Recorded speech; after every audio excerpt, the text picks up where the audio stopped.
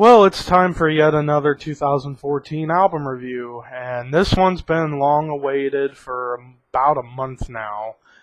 And this one is a big one because this is probably one of the most anticipated albums that has come out in the year, and reason being is because it's from one of the most popular modern metal bands of the last decade, and it's also one of my favorite bands of all time, Mastodon.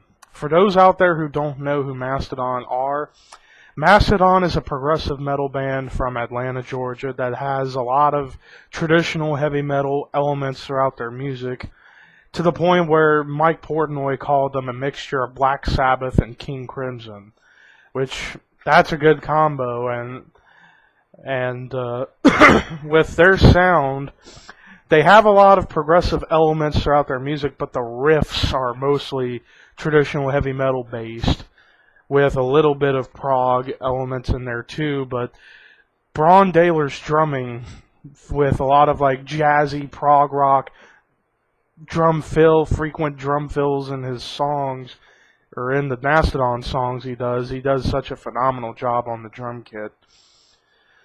They came out with an album called Remission back in 2002. That was a pretty good solid debut for them. Then they put out a classic for modern progressive metal in Leviathan in 2004.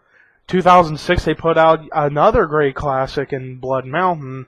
And then in 2009 they probably made their best album at that time, Crack the Sky. And then 2011 we got the album The Hunter, where they took a slightly different direction, but they kept their progressive sound throughout. And now we get to this album, which came out a month ago, Once More Round the Sun.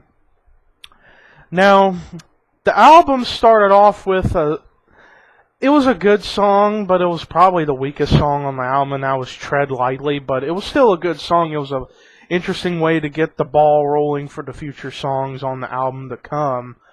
The Motherlode is one of those unique tracks on the album where it's got a lot of different textures to it. And then High Road, which was the first single they put out of the album back in around the month of April, I believe. And I thought that was a strong song for this album, and I really enjoyed it.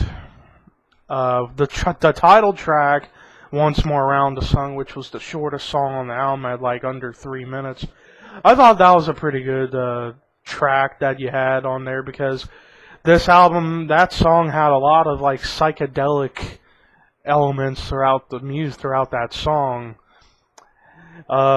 Chimes at Midnight, which was probably one of my favorite songs on the album, and this was also the second single they put out back in June. I really enjoyed this song. Asleep in the Deep, which is one of those kind of darker songs that they did on the album, because it's pretty much a song about death and stuff like that. Feast Your Eyes is another one of those kind of psychedelic, structured, proggy songs. Aunt Lisa, which is one of those kind of unique tracks where they've got guest vocalists on there.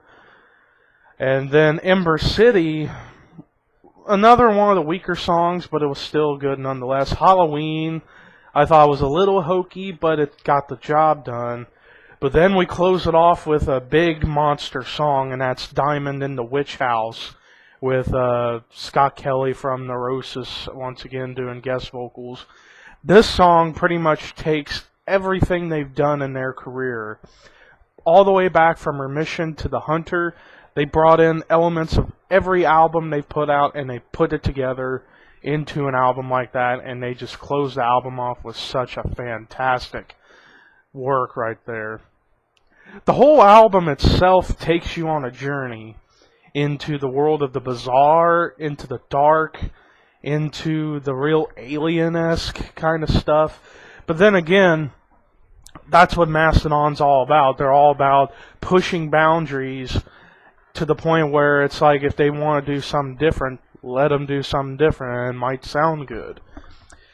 when they started doing that with the Hunter, where they started incorporating shorter songs, but they kept the progressive and traditional metal elements throughout, this album really kind of continues on that sound of the Hunter. But if you ask me personally, I don't think this album was as good as the Hunter, because I really, really, really like the Hunter. But this was a solid album as well. No, don't get me wrong, but I just thought it kind of suffered from a couple of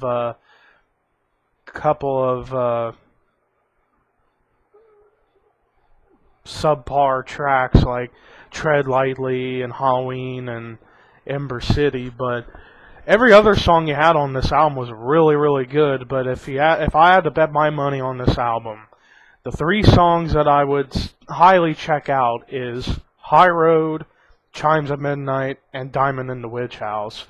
With the song Once More Round the Sun and the Motherlode kind of lurking in there in the background as being some songs that could really surprise a lot of Mastodon fans. And I will say with this album, it's like I said, it's very Alien-esque because it's like so psychedelic and it goes into the bizarre to the point where it feels like you're on another planet. You're probably on like Mars or something, and you're listening to the music of Mars at times whenever it gets really crazy and bizarre on some tracks. Plus, also on this album, it is a high mention that Brann Dailor has really, really stepped it up on his vocal approach for the band to the point where he sang on pretty much all the songs except for 3 or 4. He sang vocal tracks, and I've been starting to notice Brent Hines, who is the main singer for the most part, he's been kind of doing less and less vocals. It's been more Troy now than ever, and also Brann's been really starting to shine through when it comes to the vocals. But Troy's always been a guy who would be there to sing on pretty much all the songs. Brent, he's got that Ozzy Osbourne-esque voice to him, where it makes the songs sound a lot like Black Sabbath. Plus also the riffs that he and Bill write are really, really excellently put together. But of course, the one thing that's always a must-listen on the Mastodon albums is the way the drums are, because Brann Dailor's just a monster on the drum kit. But overall, this album, while it continued on the experimentation from the Hunter, I don't think it was as good as the Hunter, but it was still a very, very good album nonetheless. Do I think this is album of the year? No, not really. I thought it would be, but it wasn't. But this is at the moment top 10 right now. So there you have it there. We'll see if it will stay high up on the list when the album of the year list comes out at the end of the year. But overall, not a lot to talk about with this album really, because like I said, you had some subpar tracks, but you had some really good ones on here too. Excuse me.